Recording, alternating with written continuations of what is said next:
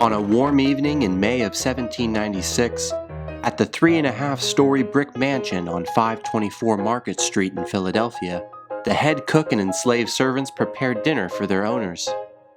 The men and women diligently followed commands knowing no bounds, but one had deeper ambitions. She didn't plan to remain a slave for long, she said. She dreamt of a life guided by her own decisions and free will. The woman was just 20 years old. She had been born into slavery by an indentured seamstress, but no one doubted her. Her name was Ona Judge.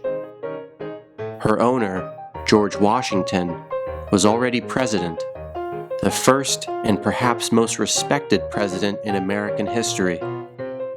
And his rise to the office made him the most powerful man in the Western world.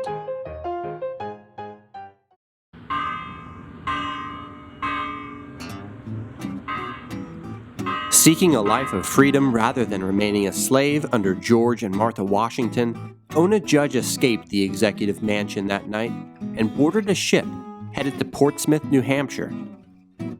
When Ona arrived in her new state, she was now a fugitive.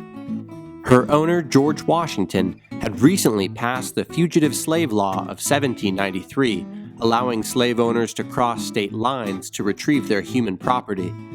The first president would do just that on 2 occasions, even going so far to have his nephew break into Judge's New Hampshire home to attempt to capture her by force. As a fugitive, however, Ona always remained one step ahead of her captors. She would seek refuge in the state of New Hampshire, marrying and raising 3 children. Rather than seeking a public relations disaster, the Washingtons eventually gave up their hunt for Ona Judge after approximately 3 years. She would live until the age of 75, 17 years before slavery would be abolished in the United States. Ona Judge was ahead of her time in her recognition as an African-American woman who saw beyond society's expectations of her and believed in her freedom to choose a life unshackled by the hand she was dealt.